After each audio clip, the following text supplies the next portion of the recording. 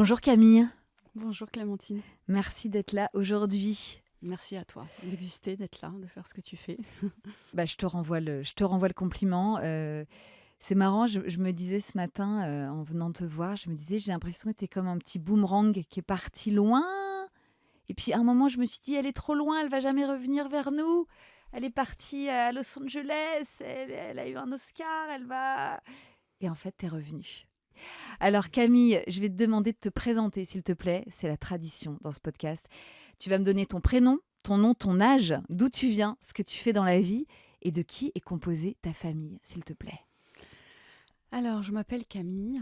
Je suis née à Paris. Je suis artiste, musicienne, chanteuse, auteure-compositeur, interprète. Mais oui. J'ai 47 ans et je suis maman de 2 enfants que j'ai eus avec mon compagnon Clément Ducol. Mon fils en 2010 et ma fille en 2013. Et dans ma famille, il y a un enfant dont j'ai avorté Mhm. et un autre enfant dont j'ai fait une fausse couche. Voilà, Ouais. une fausse couche, voilà, Ok. en 2015. 2015. Donc, c'est une famille de 4.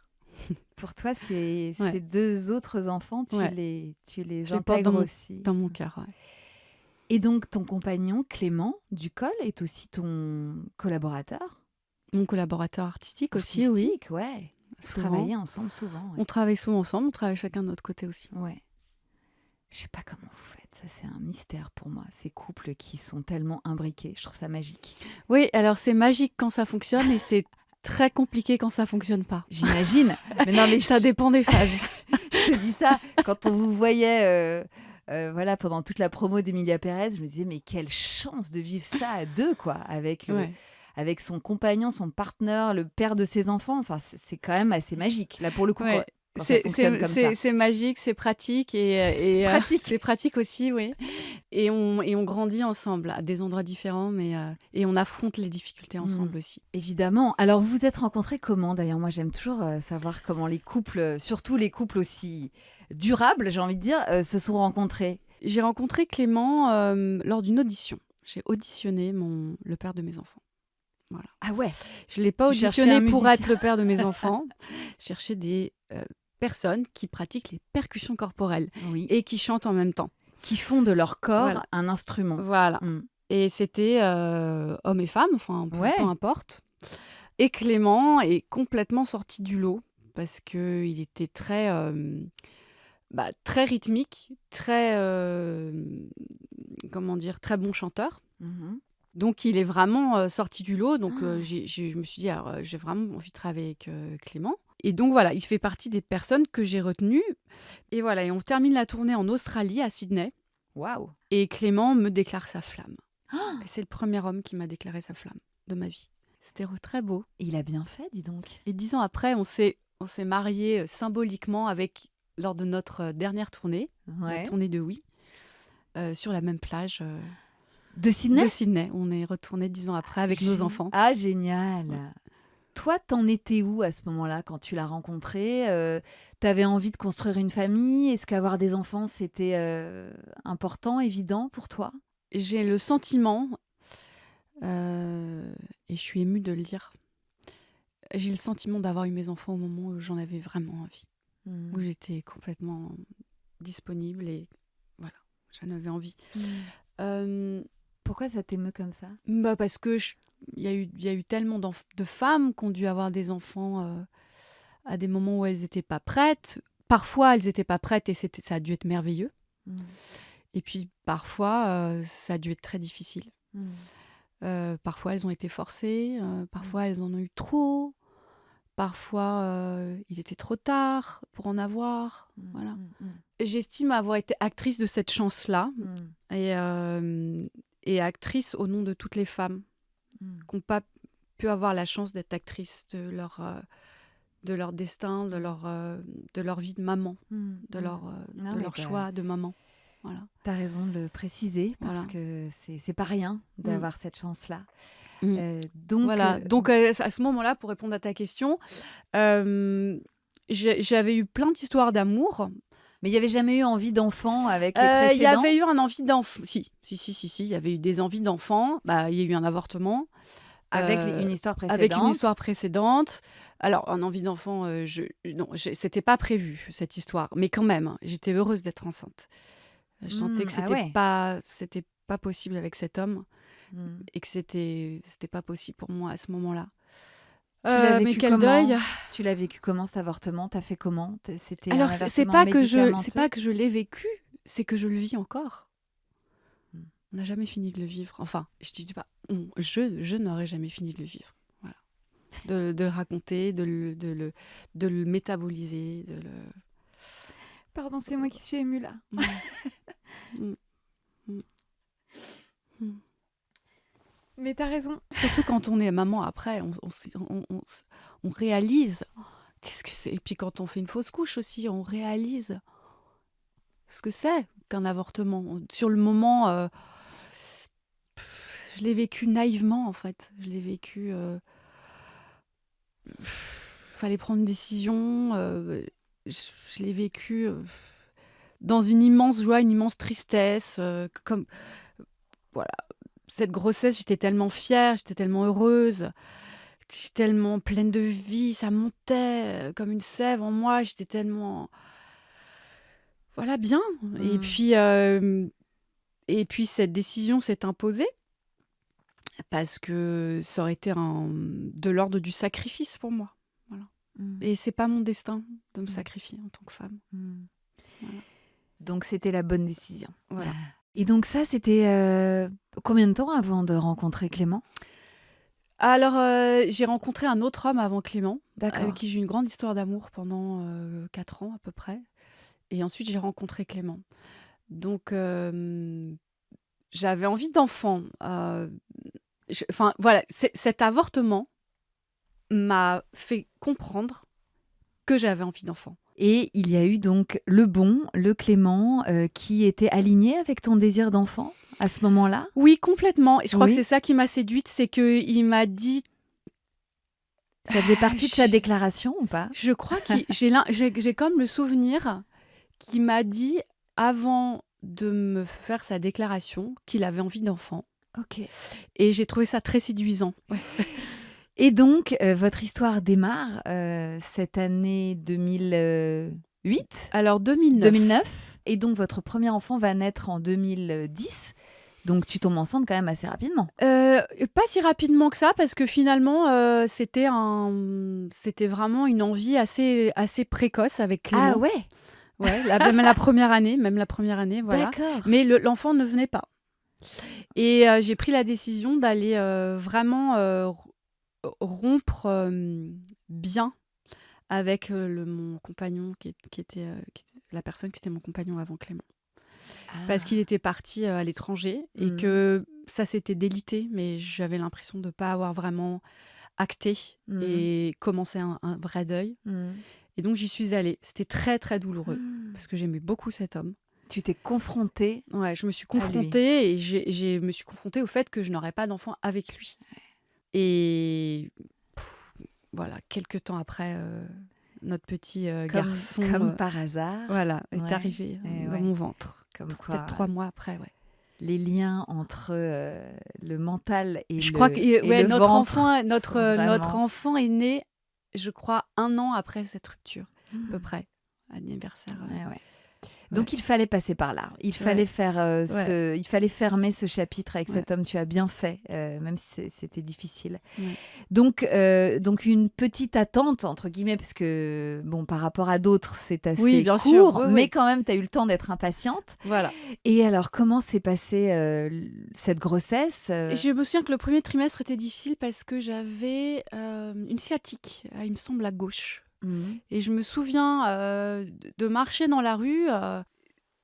Tu sens dans ces moments-là qu'il y a des forces qui te dépassent. Ça t'arrive et tu n'es plus du tout maîtresse complètement de ton corps. Il y a quelque chose à l'œuvre qui te dépasse et dont tu es le réceptacle. Donc quand tu es un peu en souffrance, tu dis « Oh, je suis au service de la nature. » Vraiment. Et je déguste, voilà. Vraiment. Et voilà, je suis jeune, j'attends un enfant et là, j'ai l'impression d'avoir 90 ans. Ça a duré le premier trimestre? Je crois que ça a duré quelques mois et je me demande si c'était à cheval sur le premier, le deuxième, je sais pas. Ok. Et puis c'est parti. Et ça, j'ai eu une super grossesse. Ouais. Après ça, Ouais, ça a roulé. ouais, ça a Ouais. roulé, ouais. C'était comment pour toi justement, d'accueillir, cette vie là qui grandissait en toi, par rapport à ton métier, ta musicalité, ta sensibilité, ça t'a ça t'a inspiré? Ça a été une révolution Mmh. et un retour aux sources. Mmh. J'ai j'ai compris pourquoi je chantais. Ah oui, tu dirais ça vraiment? Ah oui, parce que tout à coup, ça prenait un sens originel. C'est-à-dire que je chantais pour cet enfant. Le chant, je trouve, en tout cas, me fait me sentir très vibrante. Ouais. Et quand on est enceinte, on sent encore plus parce que il y a plus d'eau, parce qu'il y a un petit bébé qui est dedans, un fœtus, un bébé. Et donc, d'être enceinte totalement dans mon élément, avec cette petite, cet être en moi à qui je chante toute la journée, qui entend mon cœur et tout, c'est un Ah! truc extraordinaire. Tu étais connectée à lui, dès le premier jour, tu dirais? Ah bah oui, oui, Ouais. oui, certainement. D'ailleurs, je chantais déjà sans savoir que j'étais enceinte. Je Ouais. chantais déjà. Il a été en lien avec le chant, avec ma pulsation, avec ma manière de phraser. Et je suis très émue quand j'entends mon fils aujourd'hui chanter ou jouer de la musique. On dit que les enfants portent nos cellules, et moi, je sens qu'ils portent mes cellules musicales. Mmh. C'est en lui, cet Ouais. héritage. La mémoire cellulaire, Ouais, voilà, il l'a elle complètement existe? incorporé et puis Mmh. transformé à sa manière, mais j'entends qu'il a entendu. Et donc, ce début de grossesse-là, avant de le sentir bouger, dès le départ, donc tu t'es sentie connectée. Est-ce que tu dirais qu'il y a eu un avant et un après dans ton art? Un avant et un après grossesse? Vraiment? Ah, bien sûr. C'est comment dire? Je crois que ça m'a révélé, un champ dont je ne suis pas le centre. Ah oui. Eh ben oui. De toute façon, la maternité, ça décentre, hein. Et c'est ça que j'aime le plus, c'est que tu Ouais. cesses d'être, égocentrique, Mmh. et c'est le plus beau soulagement et c'est la plus belle ouverture spirituelle, Ouais. et ça, c'est énorme! C'est transformatif, vraiment. Ouais. Complètement, et ça fait pour moi, ça fait une différence incroyable. Mmh. Tu te souviens des moments forts de cette grossesse? Est-ce que, par exemple, tu te souviens de la première fois où tu l'as senti bouger? Ou des petites bulles dans le ventre ou les prémices des mouvements? Ah ouais, bien sûr, cette impression qu'on fait de la place en soi, c'est délicieux. Moi, j'adore, j'ai adoré, quoi. Qui pousse le diaphragme, l'estomac, qui pousse les parois du ventre, et que tout fait de la place, et que ce corps, en fait, il est à géométrie variable, qu'on peut toujours faire de la place pour l'amour, et que le vivant, il est polymorphe. En fait, le vivant, c'est ce qui est multifonctionnel et qui peut changer de place, de fonction. Mmh. On est trop sectorisé, je trouve. On sectorise, on standardise Mmh. beaucoup les choses, mais dans notre société. Mais le vivant, c'est pas ça. Le vivant, c'est dans une pièce, on peut faire plein de choses à des moments différents. Voilà. Mmh, mmh, mmh. Et c'est le corps qui nous montre ça. En tout cas, en Mmh. tant que femme, moi, ce que j'ai adoré, c'est ça. C'est ce sentiment transformiste, quoi. Ouais, ouais. Incroyable. Comment tu l'envisageais, toi, cet accouchement pour toi? Est-ce que tu savais si tu voulais la péridurale, pas la péridurale, Il y avait quand même il y avait un no woman's land là, à cet endroit-là. Mmh. Un grand manque de parole, un grand manque d'expérience. Ma mère a accouché 3 fois par césarienne. Ouais. Tu le savais ça? Je le savais, bien sûr. Ouais. Elle racontait toujours ses accouchements avec beaucoup de joie. Donc, c'est comment dire? Ça a toujours été lumineux pour moi, quand Mmh. la façon dont ma mère racontait ses Mmh. accouchements. Mais, moi, j'avais pas envie d'accoucher par césarienne. Mmh.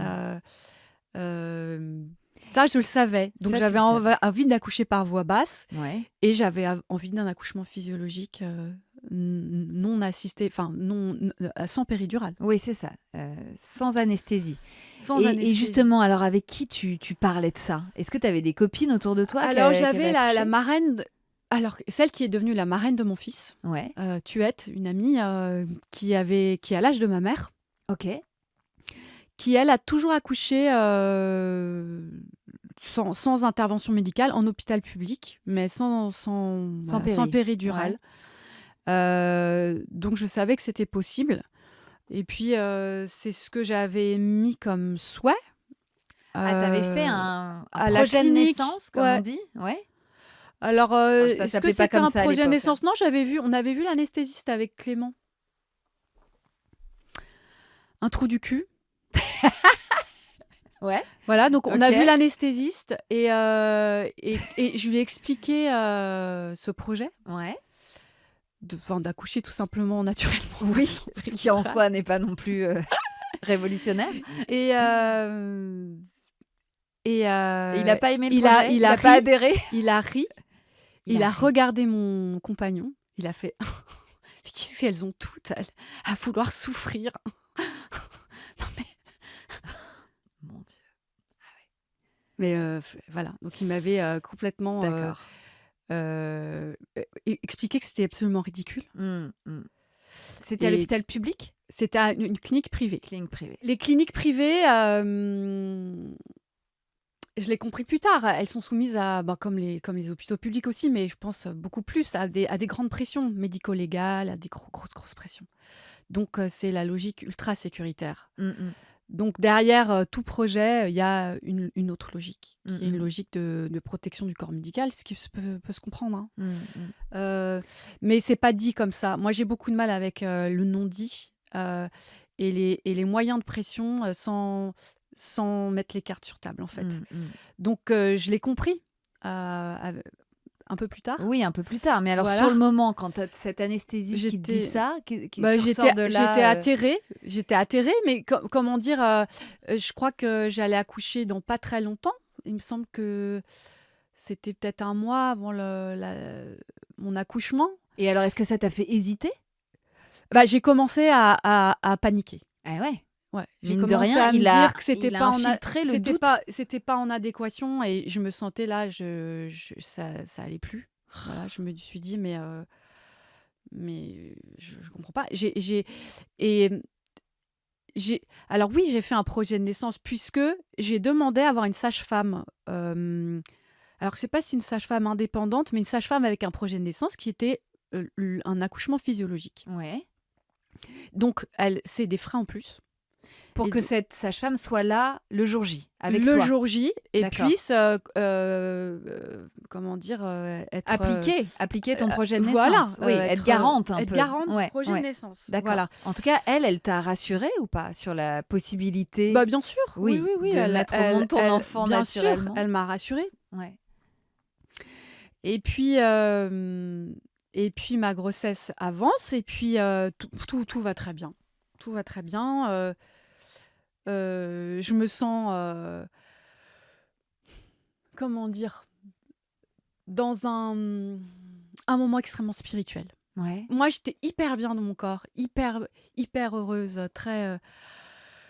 Tu habitais vraiment pleinement ouais, cette grossesse. j'étais Est-ce que tu as fait hyper des heureuse. préparations à l'accouchement? Alors, on a fait des préparations, donc je voulais en venir là parce que j'étais vraiment dans un état de grâce et de bonheur, voilà, et de confiance en la vie.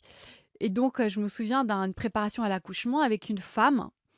Elle a commencé la réunion de groupe parental autour de l'accouchement en disant « Bon, vous avez peur de quoi ?» Ok. Et puis, moi, je dis j'ai pas peur. Ah bah quoi, vous avez quand même peur de quelque chose. Vous allez accoucher là, vous avez peur de rien. Je dis bah non.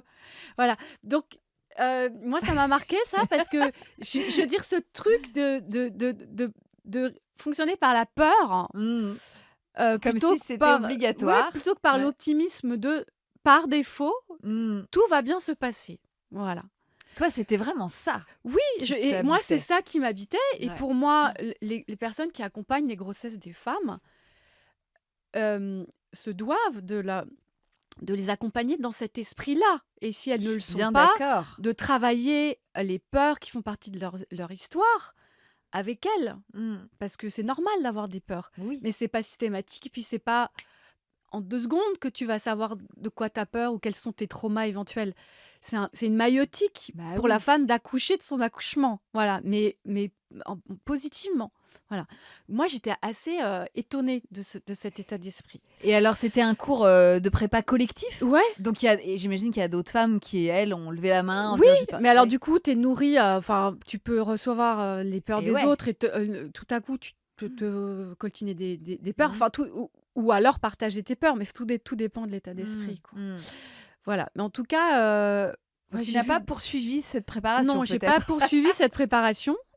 Tu étais censée accoucher à quelle date? Alors, j'avais fait une première échographie Mmh. qui donnait l'accouchement vers le 25 octobre ou 26, quelque chose comme ça. Et puis, ça, c'est une échographie un peu précoce. Et puis après, Ouais. j'avais été suivie par une obstétricienne qui m'avait demandé une autre échographie qu'elle a considérée être la première, OK. qui mettait la naissance au, je crois que c'est 16 ou 17 octobre. Et donc, c'était ça la date du terme. OK. Et donc, le jour du terme, moi, j'étais pas du tout en travail. Et là a commencé une menace. Quelque chose que j'ai ressenti comme une menace. Si vous n'accouchez pas dans les 24 heures, nous allons déclencher la naissance de votre enfant. Voilà. Et donc, a commencé un bras de fer avec l'équipe médicale. Mais toi, tu avais toujours en tête cette première date qu'on t'avait donnée, la toute première Bien fois sûr. que tu leur as Bah communiqué, oui, tu leur as oui. dit? Ouais. Oui, mais c'était pas sa date. D'accord. Pas la date de l'écho, je sais pas. Et Donc, donc, bras de voilà, fer. un bras de fer avec le service commence. Donc, il voulait me déclencher avec la prostaglandine. Mmh. Donc, ça s'appelle un tampon. Là, ça... Rien que d'en reparler, là, ça te... Ouais, c'est horrible. Et je lui ai dit, mais je veux pas qu'on mette quelque chose, j'ai l'impression qu'on me fait avorter, en fait. Ah oui, ça t'a rappelé ça. Ah ouais, mettez pas quelque chose, quoi. Qu'est-ce que vous allez me mettre, en fait? Et j'ai gagné 48 heures. Et on m'a fait venir au petit matin, 2 jours plus tard, 2 jours après le terme supposé de la naissance de l'enfant. Et en fait, j'ai compris, avant d'y aller, que pour mettre le tampon, il fallait qu'il n'y ait aucune contraction, même pas des mini-contractions. Mmh. Donc, je priais pour avoir des contractions. Et oui. Clément n'a pas été admis, donc j'étais toute seule dans ce petit cagibi, voilà, avec le monitoring, enfin, et voilà, pour checker les contractions. Et j'ai eu des mini-contractions toute la nuit. Ils n'ont pas pu me le poser. OK. Je rentre chez moi Soulagement. et Ouais. la médecin, l'obstétricienne, me dit « On vous donne jusqu'à samedi. » On était jeudi. On vous donne jusqu'à samedi pour accoucher. Et après, on déclenche. Si s'est Après, rien passé. sinon, on déclenche. Ok. Entre-temps, une femme me fait un toucher du col Mmh. et dit, moi, pas très ouvert, hein, très très peu ouvert. Hein. Enfin, si on donne une note de 1 à 10, vous êtes à 3 sur 10 là. Hein. Donc, Avec cet air vraiment déçu. ah ouais, déçu. Et Mm. puis, on est à l'école. Donc, on est des mauvais élèves. Ok. Je porte la vie. Je suis resplendissante de vie et de bonheur. Hein, et j'ai une mauvaise note. On me donne une mauvaise note. Mm. Et puis, je parle à un chef de service. Et je lui dis, chef de service, franchement, un médecin, et je lui explique, je lui dis, voilà, moi, je me sens mal par rapport à cette situation, j'ai pas envie qu'on me déclenche mon accouchement, quoi. Je me sens bien, je suis confiante. Et il dit, mais vous savez que vous êtes la bête noire du service depuis une semaine, là. Waouh. Ah ouais, la bête noire. On en est là, quoi, carrément. Vous devriez, lâcher, déclencher votre naissance, déclencher. Je dis, mais je veux pas. Mais ça commence à être beaucoup de pression.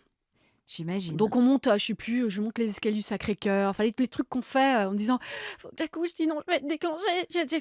Et le samedi soir, il me semble que c'était le samedi soir, ouais. Ça y est, les contractions arrivent. Et bon, j'ai tout de suite compris. Donc, j'appelle la clinique. Bah, bien sûr. Et je leur dis, j'ai les contractions qui arrivent. Est-ce que je viens? Elle me dit, c'est tous les combien? Je dis, toutes les heures, à peu près. Elles disent, prenez votre temps, venez demain matin. Donc, voilà, ça continue son cours pendant la nuit. Voilà. Et j'arrive le lendemain matin, toute contente. Bah ouais. Je vais accoucher avec ma sage-femme physiologiquement. Bah oui. Et là, j'arrive, elle me fait mettre ma petite blouse, j'arrive avec Clément, mais elle me dit, c'est pour le déclenchement? Vous venez pour le déclenchement? Je dis, bah non. Bah non, j'ai des contractions et tout. Ah oui, non, mais vous savez, non, mais ça va pas se passer comme ça. Hein. Faut vous déclencher aujourd'hui. Faut vous déclencher aujourd'hui si le bébé n'est pas. Aujourd'hui, c'est une césarienne. Mon Dieu. Mais quelle angoisse, mais quelle horreur. J'ai eu votre obstétricienne. Hein. C'est ça ou la césarienne. D'accord. J'étais à bout, en fait. J'étais épuisée. J'étais épuisée nerveusement, je veux dire. J'étais en travail. T'étais en plein travail. J'avais des contractions, quoi. Et elle continuait, ces contractions? Mais elle continuait. Elle s'était un peu apaisée. Donc, il fallait que ce soit plus, peut-être, pour pas être déclenchée. Mais Bah ouais. parce que, en fait, je l'ai compris plus tard. C'est une semaine, l'assurance médico-légale, c'est une semaine. Au-delà d'une semaine, ils sont responsables s'il y a le moindre problème. Mais on ne me l'a pas dit sur le moment. On m'a pas dit, voici la pression à laquelle notre équipe médicale est soumise. Est-ce que vous voulez signer une décharge? Bah oui. Ils ont le droit de faire ça, de faire signer une décharge? Ouais, j'invite les femmes à se renseigner là-dessus. Ouais, voilà, ouais. Sur ce. Oui, parce que toi, tu aurais été prête à la signer, oui, par exemple, cette décharge. j'aurais été prête à la signer, cette décharge. Je sais pas. Je sais pas. Ouais. Parce que quand on commence à te faire peur. Bah ouais. Moi, quand elle m'a dit ce sera une césarienne, j'ai pensé qu'il y avait un risque pour l'enfant. Je pense que c'était un risque médico-légal, évidemment lié à un risque potentiel pour l'enfant après un certain terme. J'en ai bien conscience que c'est lié avant tout à une précaution médicale qui veut bien faire, évidemment. Il y a des drames à la naissance, on le sait. Je veux dire, il y a eu beaucoup de progrès. Oui. C'est formidable. Mais en fait, c'était... Je pense qu'il y avait plusieurs choses en jeu. Oui, voilà. oui. Non, parce que l'enfant n'était pas en souffrance. Le monitoring, c'était OK. Et puis, il y avait cette échographie qui disait que, voilà, il y avait peut-être de la marge, en fait. Ouais, et moi, je me sentais bien. Et puis, voilà. Et voilà. Donc, je me suis retrouvée sous menace. J'ai craqué. J'ai fait, bon, d'accord, mais alors, un tout petit peu, quoi. Mini-dosé, votre truc, là. Alors, c'était de l'ocytocine. C'est pas la prostaglandine. C'est moins pire. Donc là, c'était une perf? C'était une perf, et aussitôt, avant de la mettre, j'ai quand même dit mais moi je vais accoucher sans péridurale. Et comment ça va être possible en fait, avec une hormone comme ça, artificielle. Mais si c'est possible. Si. Mais en fait, comment, si la douleur n'est pas physiologique, je peux accoucher sans péridurale? Comment, c'est à armes égales là? On est sur quel terrain? On n'est plus à armes égales. Voilà. Clairement. Donc moi, intuitivement, avant d'accepter cette injection d'ocytocine, j'ai dit mais en fait mon projet de naissance là, mon envie, ça c'est mis à mal là en fait. Et puis on t'injecte l'ocytocine. Et puis j'avais plein de trucs pour me, je sais pas, j'avais plein de fils de. Bah oui. Et puis t'avais le monito. Qu'on vérifiait le monito. J'étais harnachée sur le ballon. Ça aussi, c'était une injonction paradoxale. Une espèce de truc de confort. Et puis, j'étais pas du tout confortable. J'étais là, mais qu'est-ce que vous voulez que... Et là, commencent les contractions accélérées par l'ocytocine. Et là, mais j'ai rien compris, quoi. Qui sont insoutenables, en fait. Insoutenables. Antiphysiologiques au possible. Et puis, tout à coup, ça bascule et il y a tellement de douleur qu'en fait, je pense qu'il y a des personnes, des femmes qui accouchent physiologiquement qui ont dû avoir ces pensées. Mais tu te dis, ah, mais qu'est-ce que je fais là? Mais je déteste mon mec de m'avoir mis enceinte. Et puis je me disais, non, pense aux gens qui souffrent. Pense à tous ceux qui ont souffert le martyre dans leur vie, qui souffrent le martyre là, tout de suite dans le monde. Communique avec eux. Ah, j'y arrive pas. Bam, bam, bam. Et le cerveau, dans une hôtel panique. n'y arrives plus, tu sais plus, tu Mm. n'as même plus de pensée, puis tout part à volo. Et tu dis, je pense qu'il faut que je fasse une péridurale, en fait. Bien Parce sûr. que là, en fait... Et donc, tu demandes une péridurale légère, s'il vous plaît, parce que je voudrais sentir mon accouchement, quand même. Mais oui. Parce qu'il y a le travail, les contractions, et puis il y a ce qu'on appelle l'expulsion. Bah oui. C'est 2 moments différents. Ouais. Voilà. Donc, ils acceptent de faire une légère péridurale. Ouais. Qui te soulage quand même. L'anesthésiste arrive et dit, Ah. c'est le marchand de sable. Mon Dieu. Comment vous expliquer que je ne veux pas dormir, que je vais être éveillée et que l'accouchement est un éveil de la femme? Je ne veux pas de marchand de sable comme quand j'avais 4 ans. Je n'ai pas 4 ans. Je suis une femme en train d'accoucher. J'ai pas dit ça. T'aurais dû. Et je le dis. Mais non, t'es dans ta toute puissance, t'es dans ta toute vulnérabilité. Tu souffres, quoi. Non, j'ai pas eu cette ressource. Bah, Et parce que j'avais besoin de la péridurale, donc j'étais à sa merci, en fait. Donc, toujours est-il qu'ils m'ont mis une petite péridurale qui m'a soulagée. Merci la péridurale. Ok. J'ai respiré, j'ai exprimé ce que je ressentais. Ok. J'ai pu exprimer calmement que je sentais que c'était pas juste. Mhm. Donc, je l'ai dit à mon obstétricienne et je l'ai dit à ma sage-femme. J'ai dit, madame la sage-femme, vous pouvez pas faire votre travail là. Voilà. Elle en convenait. Elle en convenait. Voilà, donc j'ai vécu ça et je remercie toutes ces personnes dans toute leur humanité, toute leur brutalité aussi. Parce que c'est un enseignement et que Ouais. moi, dans l'histoire des femmes et dans mon histoire, j'en étais là. Et je suis arrivée dans cette situation parce que j'ai pas eu les mots, j'ai pas eu l'expérience, j'ai pas eu l'accompagnement, j'ai pas eu la parole d'autres femmes, j'ai pas Bien eu sûr. l'expérience de côté de mon compagnon non plus. J'ai pas eu les outils. Vous n'y pouviez rien. On n'y Tu n'y pouvait pouvais rien, mais rien. je me sens quand même responsable de ma vie et c'est ma manière de sortir du trauma, de me dire que je suis responsable de ce qui est de ce moment-là, qui pour moi était un moment de torture parce que c'était pas consenti pour moi, pour mon enfant. Voilà.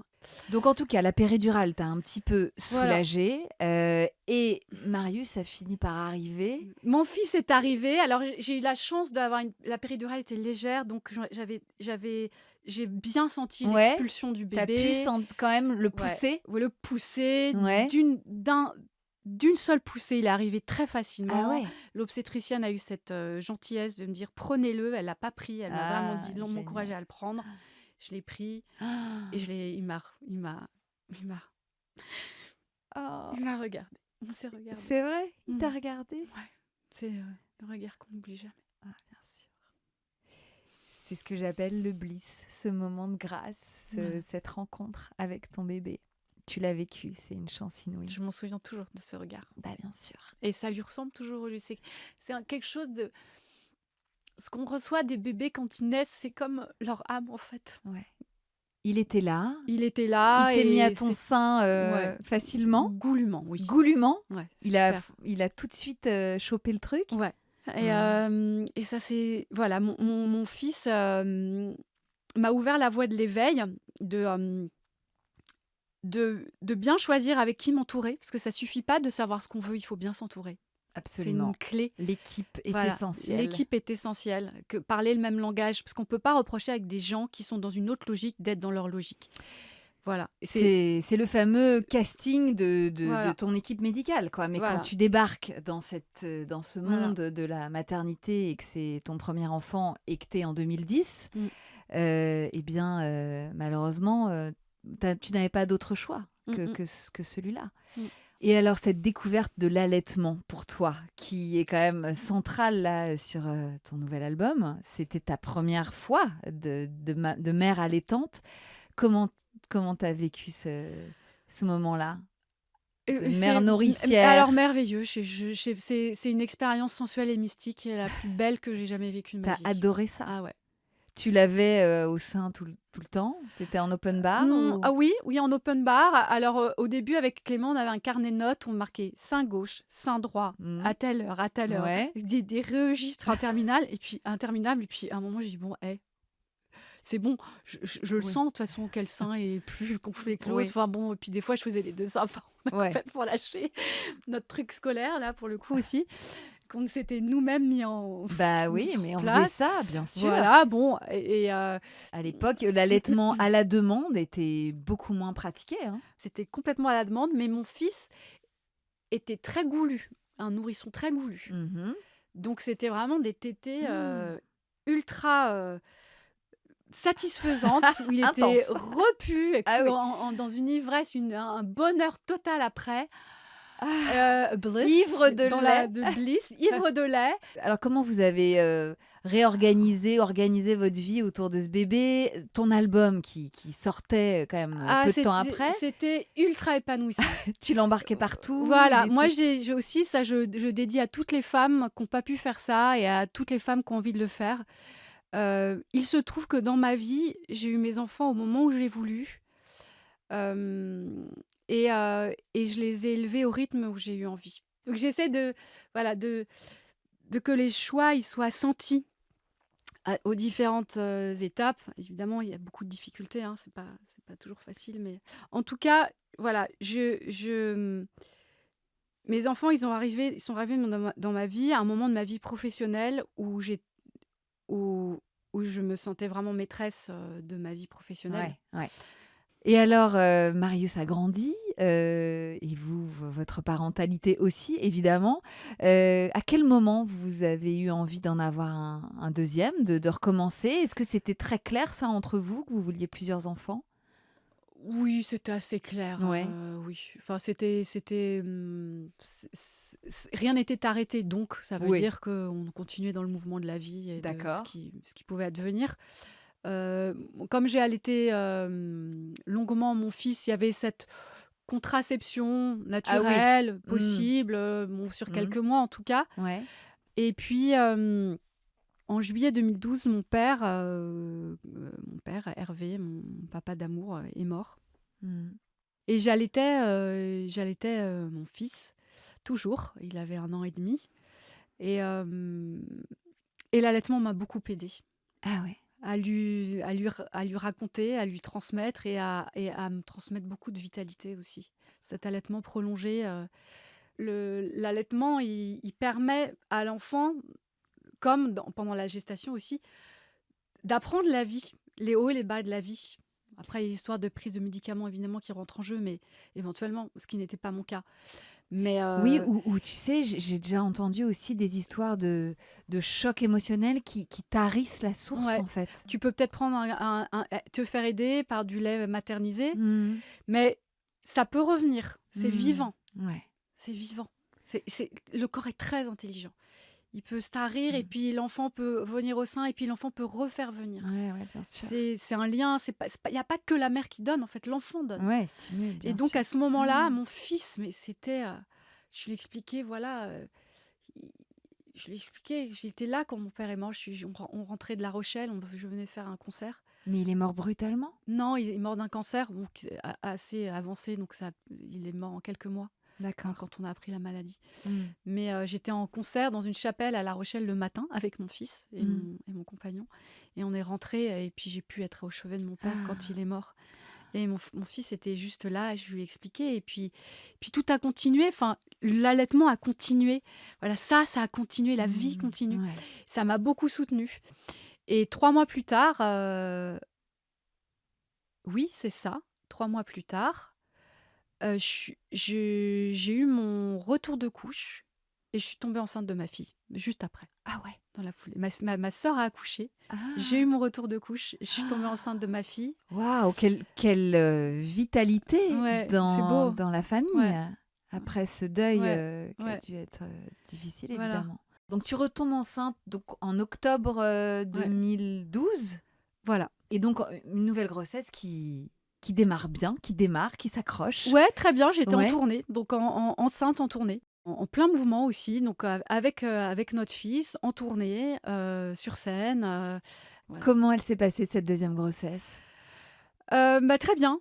Aussi Il bien? y a pas eu de sciatique. Pas de sciatique au Hem, démarrage, non, donc j'étais mieux. juste, très bouleversée de me dire que, hem, de me dire que mon amour fusionnel avec mon fils allait être brisé.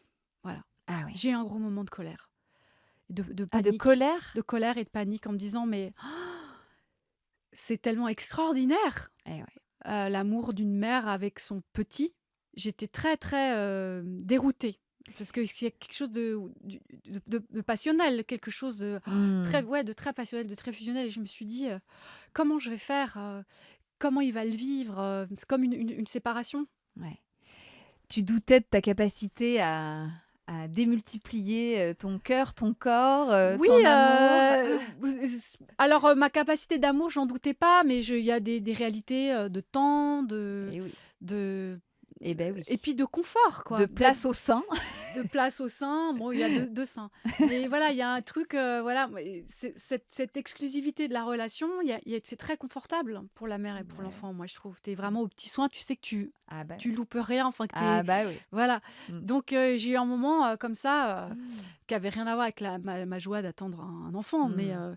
Oui, mais il était tout petit encore, donc il y a ça aussi. Il il avait est tout 2 ans. petit Il avait et 2 ans voilà, et 2 ans et ouais, demi, c'est ça. ouais. Et puis, il a arrêté de demander le sein. Je pense que Ah le ouais? lait il a dû avoir une Ah, il a dû info, changer de goût, de voilà. texture? Ouais. Et puis mon ventre s'est arrondi et je me souviens qu'un jour, il m'a demandé, je lui ai dit: «Alors, tu crois que c'est quoi?» Sous-entendu un garçon ou une Ouais. fille? Il m'a dit: «Un ballon». Bah oui, pourquoi pas? Mais il était sérieux, hein. Ouais, ouais. Il était sérieux. Il s'attendait à avoir un super ballon de jeu qui allait sortir du ventre. Et j'ai appris que Lila était une fille, lors de la première échographie, par erreur de l'échographe. Enfin, par erreur, il pensait que je voulais Oui. savoir d'office et Ah. non, mais Clément n'était pas là. Ah! Et donc j'ai gardé le secret, Mais non, jusqu'à tu as l'accouchement. réussi? Parce que lui ne voulait pas savoir. Il Bah voulait garder la oui, surprise. il voulait Oui. pas, enfin, c'était pas tyrannique de sa part. Non, non. Ouais. Bravo, C'était parce que c'est J'ai fortiche. Tu as gardé pas ce fait de secret. lapsus, J'ai fait pas de un gaffe. secret de fille entre nous Ah 2. là là, C'était trop bien, bravo. petit secret. Et alors, pour cette deuxième grossesse, comment as-tu préparé ton accouchement? Est-ce que là, pour le coup, tu as tout mis en œuvre pour avoir justement l'accouchement physiologique dont tu rêvais tant? Alors, j'ai rappelé Paloma, la sage-femme que j'avais appelée Oui, pour ton premier pour mon accouchement. premier accouchement, quand se sentais que j'étais plus en adéquation avec l'équipe Oui. médicale. Donc, qui est une Euh, sage-femme libérale. Une sage-femme Ouais. libérale, Paloma Chaumette, donc a toujours accompagné les femmes dans leur puissance Mhm. et dans le sens de l'accouchement physiologique. Donc, tu as fait tout ton Mm. suivi de grossesse avec Voilà, mais elle. j'ai fait tout mon suivi de grossesse avec Paloma et elle fonctionnait avec un plateau technique dans une Ah, clinique, génial. mais avec son plateau. Donc, en cas d'urgence, il y a un anesthésiste, il y Ouais, a c'est il y a tout ce l'idéal, qu'il faut, ça. mais elle va d'abord dans le sens de l'accouchement physiologique. Donc, c'est ce qu'on appelle l'accompagnement global. C'est-à-dire Ouais, que tu fais tout ton suivi avec la sage-femme et elle a un accès VIP ouais, à une salle d'accouchement, en ouais, fait. voilà. Donc là, j'imagine un suivi totalement différent. Tu as découvert autre Un chose. suivi complètement différent. J'ai fait des cercles de chant Ah, dans son cabinet. Enfin, ah il y avait une ouais. petite salle pour ça dans son cabinet. Pour Euh, d'autres patientes à Ouais, elle? pour d'autres patientes à Ah, elle. Et génial. puis sur cette grossesse, j'ai continué le film que j'avais initié lors de ma première grossesse pour mon fils, Mhm. pour Marius. Mon film qui s'appelle Comme un poisson dans l'air. Donc, tu t'es filmé, enfin, t'avais une caméra qui te Oui, c'était suivait. assez chaotique comme tournage parce qu'il y a eu plein de cadreurs différents. Et puis j'ai beaucoup tourné très enceinte Mhm. jusqu'au jour de mon accouchement en fait, Ah ouais. où je me suis retrouvée à tourner une scène dans l'eau avec des contractions. Oh, parce qu'il y a des images incroyables de Ouais. toi dans une piscine. Oui, Ouais. Ça, ouais. c'était à Ça, j'ai quelques accouché heures. quelques heures après avec c'est Waouh. le cadreur et le preneur de son, le régisseur qui m'ont accompagné avec Clément à la Ah maternité. ouais, jusqu'au Ouais. bout, Mais quoi. jusqu'au bout, ouais. Donc, ça devait être quand même assez particulier de documenter cette deuxième grossesse. Ouais, c'était particulier et en même temps, ça rendait, d'autant plus vibrant et puis légitime parce que tu arrives avec une caméra, des questions que j'avais envie de poser, Mhm. heu, aussi au corps médical. Je leur ai posé des questions, quoi. Qu'est-ce qu'il entend? C'était surtout ça ma question. Qu'est-ce qu'il entend? Et quand est-ce Qu'est-ce que qu'il mon entend? enfant entend? Voilà. Et OK. Paloma, ma réponse préférée, c'est Paloma qui dit que les fœtus sentent la vibration par la peau, d'abord, Ah! parce qu'ils sont dans l'eau et que l'eau vibre. Je trouvais ça très Mmh. beau, ça. Et donc cette deuxième grossesse de ta fille, tu étais encadrée, soutenue, accompagnée complètement différemment. Donc il y a eu cet accompagnement avec, Paloma. Et alors, le jour J, est-ce qu'il y avait, comme pour, Marius, une date un peu approximative ou est-ce que c'était un petit peu plus calé là, cette Alors Lila, fois-ci? elle est née une semaine avant le terme. En sortant de la piscine Voilà, en sortant de la piscine directement et puis, on s'est un et peu donc paumé et puis on est arrivé et puis, 10 minutes plus tard, j'accouchais. ah ouais! Ah oui, dis donc, c'était -1? Ouais. Au bout d'un moment, j'ai dit: «Là, je commence à avoir vraiment mal. Ça il y en a pour combien de temps?» Elle m'a dit: Oh «L'enfant sage-femme! sort! L'enfant sort!» Elle Voilà, voyait la tête. voilà et donc, elle m'a mis dans un Dans bain d'eau l'eau. tiède Ouais. et puis j'ai poussé, l'enfant est sorti. Donc je l'ai mis sur mon ventre, Ah. on est sortis. Et alors, est-ce que tu as vécu la même rencontre, à travers le regard de ta fille, comme tu avais eu avec ton fils? Je me souviens d'avoir regardé ses mains. Ouais. Des mains sublimes, un visage ravissant, un nez ravissant, une bouche tout elle est ravissante. Tu l'as mise au sein aussi? Alors je l'ai mise au sein. Marius, quand il est né, hem, est venu au sein de Il a grimpé? lui-même. Ouais, il a grimpé. Ouais. Lila, je l'ai mise au sein. La sage-femme a eu a mis en pratique quelque chose que je trouve très bien, c'est elle laissait le cordon Ouais. jusqu'à ce qu'il arrête de Oui, c'est battre. ça. C'est le clampage tardif. Ouais, moi je trouve Ouais. ça très bien. Même des fois, on laisse le cordon complètement aussi Mmh. longtemps. Voilà, j'avais mis le placenta aussi. Elle m'a donné le placenta. Tu l'as gardé? Je l'ai gardé un moment, mais j'ai surtout fait de l'homéopathie avec. Ah, Euh, tu as fait des ouais, comprimés? des granules, Des ouais. granules? Ouais, Ah génial. homéopathique. Ouais. Enfin, en tout cas, je suis repartie avec mon enfant et mon placenta. Et je trouve ça très important Mmh. de restituer à la femme. Il y a des Mmh. cellules souches dedans, c'est précieux, voilà, les placentas. Mmh. Voilà. Et donc, et voilà, elle est venue au sein. Je l'ai mise au sein. Je l'ai encouragée. Et puis, il faisait très chaud et toute la nuit, je l'ai regardée. Voilà, je l'ai regardée, je suais, je goûtais, je la voyais tremper. Et je la regardais. Tu Et subjuguée? Clément a pu dormir à la maternité avec nous. Ah génial. Et n'ayant pas eu de péridurale, ni aucune intervention, aucune, je suis repartie chez moi à midi. Bah ouais, c'est ça. Super bien, quoi. En pleine En pleine forme. forme, ouais. Voilà. C'est fou quand même ça, Mm, hein. mm. Et alors, votre nouvelle vie à 4 là, c'était comment? Ah, Ah! c'était rock'n'roll. C'était difficile pour Marius quand même, hein, Ouais. ses débuts. Mmh. C'était difficile. Ça nous a chamboulé beaucoup. Mmh. Et les peu de moments que j'arrivais à avoir avec lui, en fait, il me déchargeait toute sa colère. Mmh. De pas pouvoir avoir l'exclusivité, d'être de toute son... Il était complètement déboussolé, le petit chou. Mmh. Voilà, donc... bon, maintenant, voilà, petit à petit, ça s'est fait, évidemment, la fraternité. T'en étais où toi professionnellement du coup? Ouais, j'avais du temps devant moi. J'ai pris une année où j'ai commencé tranquillement, à écrire The Sound of Milk. Ah c'est là À, qu'a émergé ce voilà, projet? à les mettre en forme des chansons que je chantais. Eh oui. Pour mes enfants, pour moi, comme ça, des chansons de cette période. J'ai commencé à les mettre en forme. Et puis, voilà, suite à ça, voilà, j'ai commencé à enregistrer les sons de la vie quotidienne et ce que je chantais. Et ça tu te disais quoi à ce moment-là? Tu te disais: «J'en ferais peut-être quelque chose» ou tu savais déjà que tu voulais tirer de ces sons du quotidien, des chansons? Je voulais, en tant qu'artiste, pour mes enfants et pour les femmes, créer une œuvre qui soit le témoin de, d'une femme qui est mère et qui chante et qui allaite. Ouais. Et qui allaite. Qui allait. Voilà. Et ce Ouais. fluide du lait et ce fluide du Ouais. chant dans une maison, voilà, une maison de l'été, voilà, maison de avec une famille. maison de famille, avec les Ouais. générations du dessus. C'est ça, ça Et rentre, ça puis ça sort, sort, et les ça cousins, crie, ça et les... chante. Voilà. Les Tu donnes le turbulences bain, et tu allaites, voilà, tu montes les escaliers, tu descends les escaliers, voilà, tu ramasses du linge sale. voilà, C'est la vie quotidienne, quoi. voilà. Ce qui est génial, c'est d'écouter à la fois le Mmh. journal intime Mmh. sonore que tu as fait tout au long de ces années, parce que tu as enregistré combien de temps? Tu dis que tu as commencé en 2014.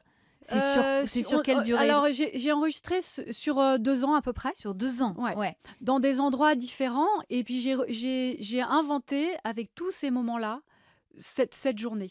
Voilà. Ouais, parce que donc il y a ce journal qui n'est pas vrai, enfin qui est musical parce qu'il y a des moments chantés, mais Mmh. ce qui est génial, c'est de voir comment après il se transforme en chanson Mmh. et comment on retrouve des bouts de ton journal sonore et qui deviennent des vraies chansons. Mmh.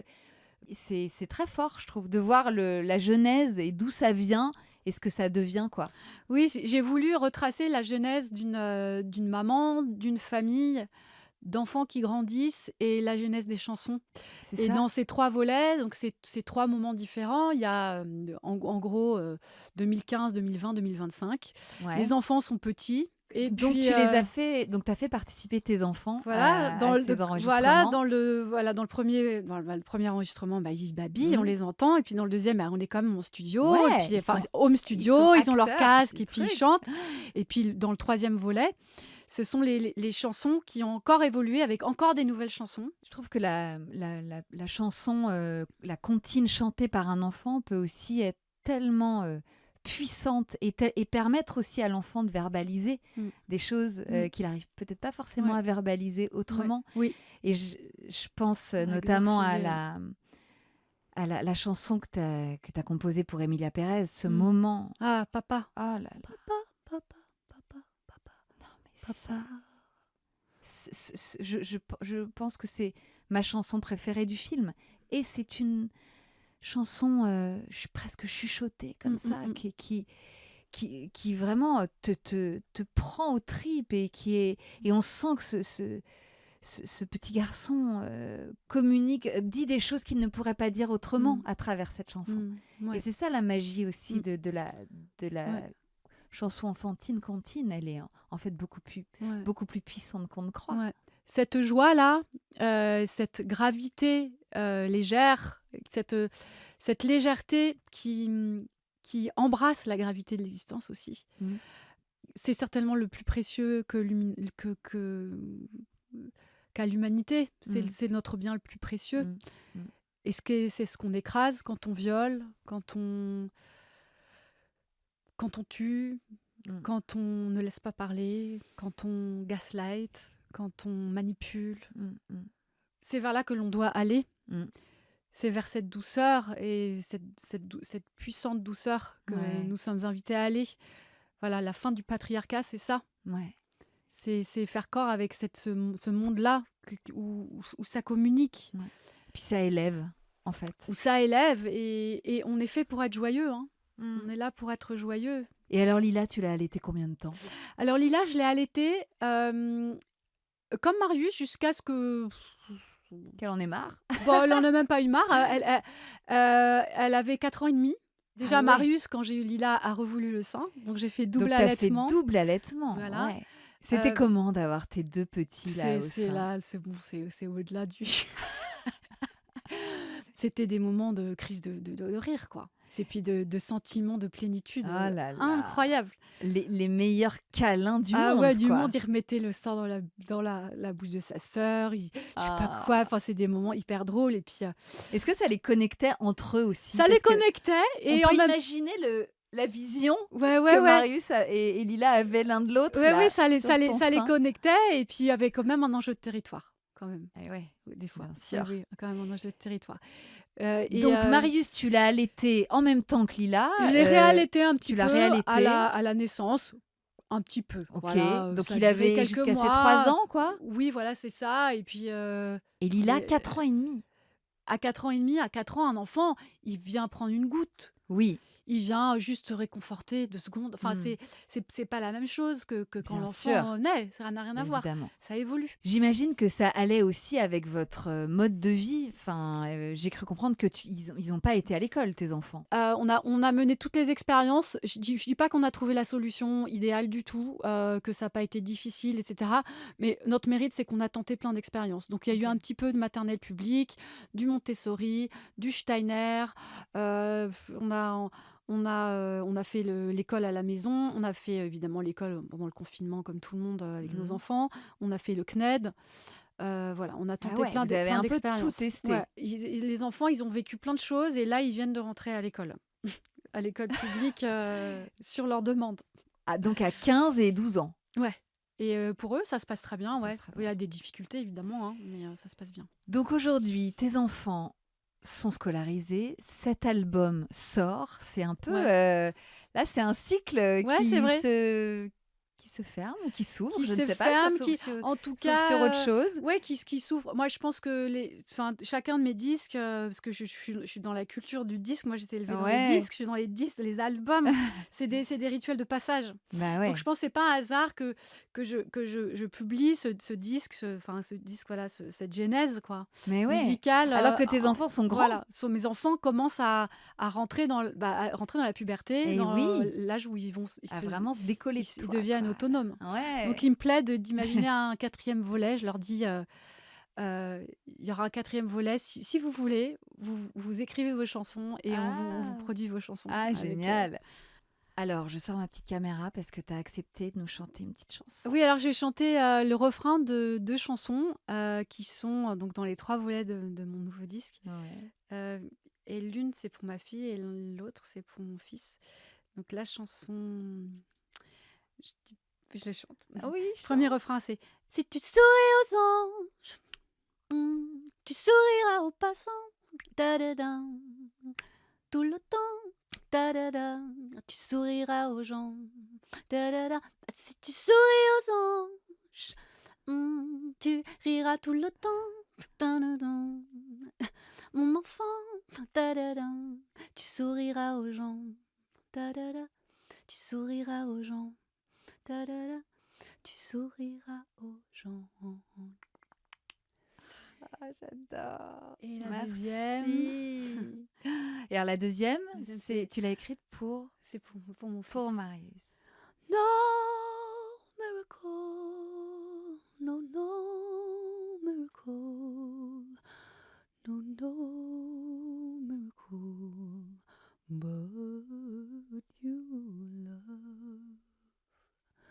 No miracle, no, no miracle, no, no miracle, but you love.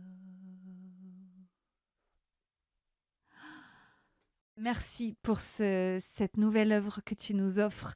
Merci d'être revenu en France pour sortir cette merveille d'album à qui on souhaite une trajectoire magique, merveilleuse et qui est voilà qui est habitée de tellement de choses et évidemment ça ici ça résonne particulièrement dans ce podcast. On embrasse Clément, Marius et Lila. Merci. Merci d'avoir partagé tout ça, ici avec moi aujourd'hui. Merci Belle vie. merci de donner cet espace, Mmh. aux femmes, Clémentine, et Mmh. merci à toutes tes auditrices, tous tes auditeurs. Merci beaucoup. À bientôt. À bientôt. Salut Camille, ciao.